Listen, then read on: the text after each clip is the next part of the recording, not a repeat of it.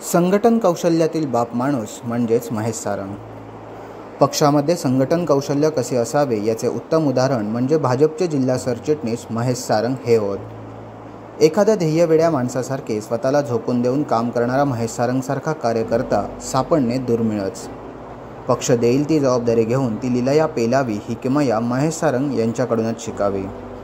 अगदी शाखाप्रमुख पदापासून उपसभापती, गटनेते, भाजपा तालुकाध्यक्ष, जिल्हा बँक संचालक, भाजप जिल्हा सरचिटणीस हा महेश सारंग यांचा चढता आलेख त्यांच्या कार्यकर्तृत्वाची पोचपावती देणारा आहे।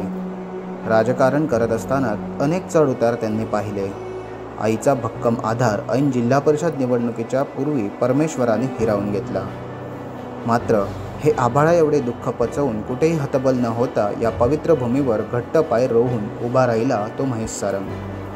ऐन उमेदीच्या काळात मौज मजा करण्याचे दिवस असताना शिवसेना पक्षाची धुरा खांद्यावर घेऊन कोलगाव शिवसेनेचे शाखाप्रमुख जबाबदारी घेतलेले नवयुवक कबड्डीपटू महेश सारंग यांनी आपल्या कार्यकर्तृत्वाच्या जोरावर कोलगाव मतदारसंघात कार्यकर्त्यांचे जाळे निर्माण करून 21व्या वर्षी सर्वात तरुण युवक गावचा सरपंच होण्याचा मान त्यांनी मिळवला।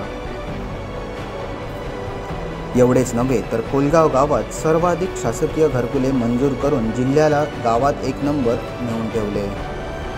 महेश सारंग यांच्या काम करण्याच्या या आगळ्या वेगळ्या पद्धतीमुळे त्यांनी राजकारणात कधी मागे वळून पाहिलेच नाही। पंचायत समिती सदस्य, उपसभापती, गटनेते अशी अनेक पदे त्यांनी भूषवली। काँग्रेसमध्ये असताना घडलेल्या नाट्यमय घडामोडींनंतर त्यांनी भाजपमध्ये प्रवेश केला। पक्ष देईल ती जबाबदारी लीलया पेलायची ही महेश सारंग यांची खासियत। एका फोनवर अर्ध्या तासात 100 ते 200 कार्यकर्त्यांचे फौजफाटा जमा करण्याची दमक ही महेश सारंग यांच्यामध्येच आहे। म्हणूनच महेश सारंग यांच्या भोवती सदैव कार्यकर्त्यांचे मोहोळ असते। अगदी कोलगाव, माडखोल, कुणकेरी, आंबेगाव, कारिवडे या मतदारसंघात सारंग यांची भक्कम पकड आहे। या मतदारसंघात सर्व ग्रामपंचायत त्यांनी भाजपच्या निवडून आणल्या। यासाठी पहाटेचे 4 वाजेपर्यंत म्हणजे दिवस रात्र काम केले। महेश सारंग हा असा एक कार्यकर्ता आहे की तो झोकून देऊन काम करतो। कार्यालयात बसून उंटावरून शेळ्या हाकणारा महेश सारंग नाही, तर कार्यकर्त्यांमध्ये उतरून प्रत्येकाची अडचण समजून घेऊन ती तडीस नेणारा असल्यामुळे त्याचा यशाचा आलेख उंचावत राहिला। काँग्रेसमधून महेश यांनी भाजपमध्ये प्रवेश केला व आपला जिल्हा परिषद मतदारसंघ पूर्णपणे भाजपमय करून टाकला। तिची ही धडपड बघून पक्षश्रेष्ठींनी त्याला भाजपचा तालुकाध्यक्ष बनविला।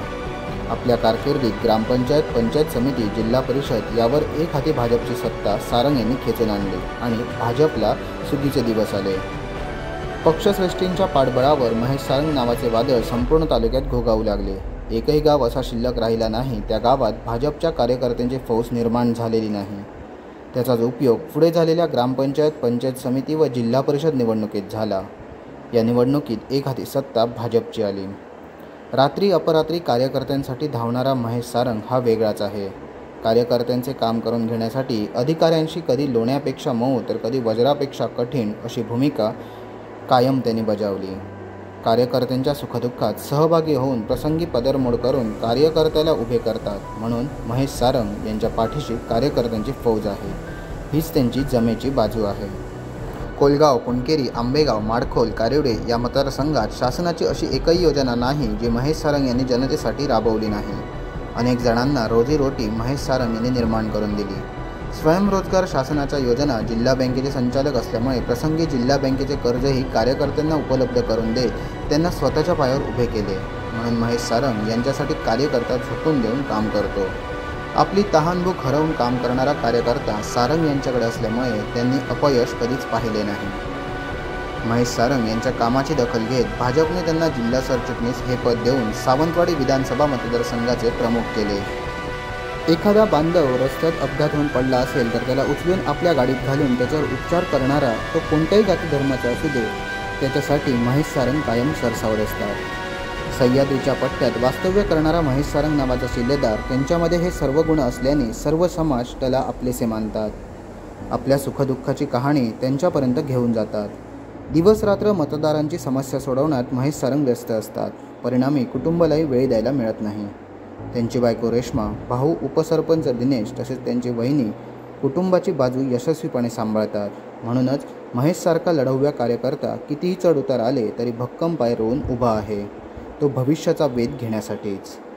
महेश सारंग यांना वाढदिवसाच्या कोकण लाईव्ह ब्रेकिंग न्यूज चॅनलकडून लाख लाख शुभेच्छा।